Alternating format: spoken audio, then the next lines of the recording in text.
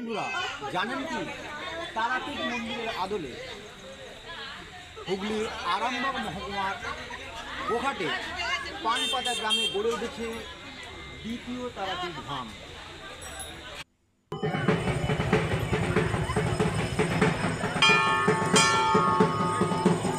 এখন সন্ধ্যা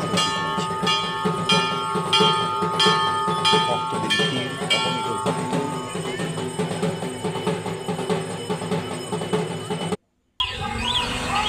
এই হচ্ছে ব্যাঙা, এই ব্যাঙা থেকে আপনাকে আসতে হবে এই একলোকি রাস্তা, একলোকি হয়ে ব্যাঙাই থেকে যে একলোকির দিকে যে রাস্তা চলেছে, এই যে সেই রাস্তা ধরে আপনাকে আসতে হবে পানপাতা রথতলাতে।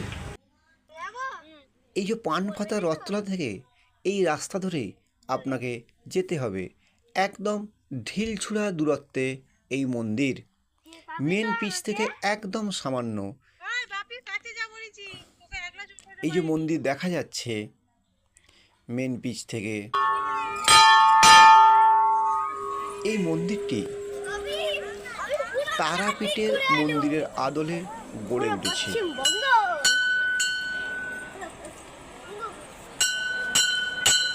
হুগলির আরামবাগ মহকুমার মানচিত্রে এক গুরুত্বপূর্ণ স্থান দখল করেছে এই পানপাতা তারাপীঠ ধাম।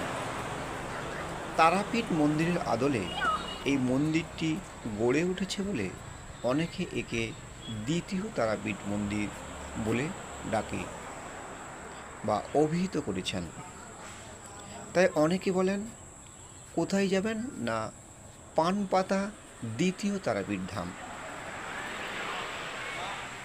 হুগলির আরামবাগ মহকুমার গোঘাট থানার অন্তর্গত কুমারগঞ্জ অঞ্চলে পানপাতা গ্রামে এটি অবস্থিত। কলকাতা থেকে যারা আসবেন তারা গোঘাট বা নির্মীয়মান কামারপুর স্টেশন, সেখান থেকে এখানে সহজেই আসা যাবে। যারা কামারপুকুর জয়রামবাটি আসেন তারা খুব সহজেই এখানে আসতে পারবেন। কামারপুকুর থেকে এর দূরত্ব খুবই কম। কামারপুকুর থেকে ব্যাঙাই হয়ে এখানে চলে আসুন। কামারপুকুর থেকে 12-13 কিমি এর দূরত্ব।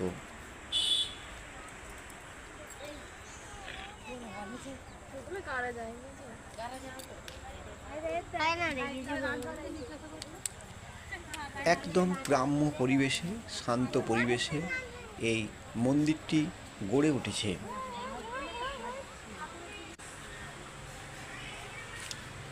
পুজোর সমস্ত উপকরণ এখান থেকেই পাবেন।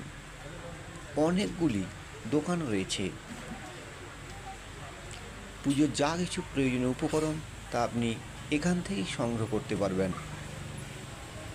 এই দোকানগুলি রয়েছে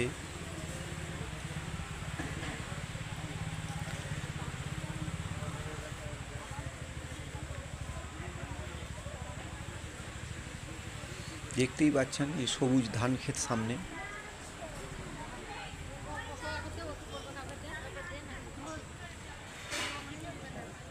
দিন দিন আরও এটা সুন্দর হিসাবে গড়ে উঠবে।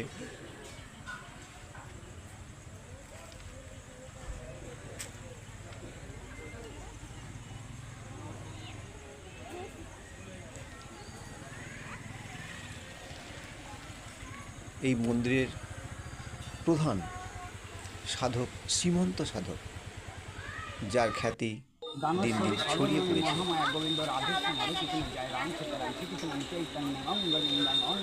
এই সাধু বাবা আশীর্বাদ প্রদান করছেন।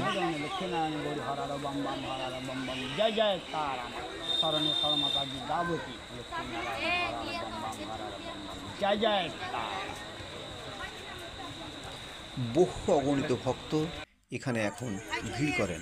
সবাইকে সুখে থাক, শান্তিতে থাক, চিরসুখীয় শত্রু বিনাশক, যেখানে যা জানি জয় জয় সবাই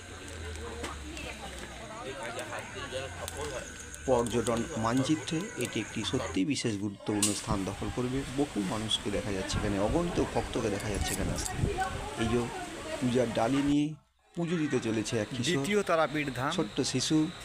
আর এই মাসি জানাচ্ছেন হুগলির পুজো দেওয়ার নিয়ম অন্তর্গত পানপাতা গ্রামে খোলা থাকে, কখন মন্দির খোলা হয় বা সে সম্পর্কে একটু জানাচ্ছে মাসির এখানে ভোর 4টে ইয়ে রয়েছে, দোকান রয়েছে এখানে, পূজার ডালা পাওয়া যায়। পূজার ডালা সমস্ত কিছু পাওয়া যায়। বামতারা পূজা ভাণ্ডার। 31 টাকার ডালা, 51 টাকার ডালা, 101 টাকার ডালা, শাড়ি দিয়ে 501 টাকার ডালা। আর কখন কি মানে মন্দির খোলা খোলা হয় থাকে? ভোর 4টে মাকে ছিলামূর্তি চান করি, আরতি করে বন্ধ থাকে। তারপর আবার 8টা থেকে পুজো হয় 12:30টায়। 12:30টায় আবার বন্ধ হয়ে মায়াকে সাজানো হয়, সাজিয়ে আবার 1টা 5 আরতি হয়। 1টা 5 আরতি হয়ে মাকে বিশ্রামে দেওয়া হয়, দিয়ে আবার 2টো 10-এ পুজো নেওয়া হয় 5:30 পর্যন্ত। আচ্ছা আচ্ছা। 5:30 পর্যন্ত যে নেওয়া হয়, এবারে আবার 5:30টায় বন্ধ হয়ে মাকে সাজানো হবে, সাজিয়ে 6টায় আরতি হবে। আরতি হয়ে 5 মিনিট বন্ধ থাকবে, থেকে 5 মিনিট বন্ধ থেকে আবার রাত 10টা পর্যন্ত পুজো নেয়।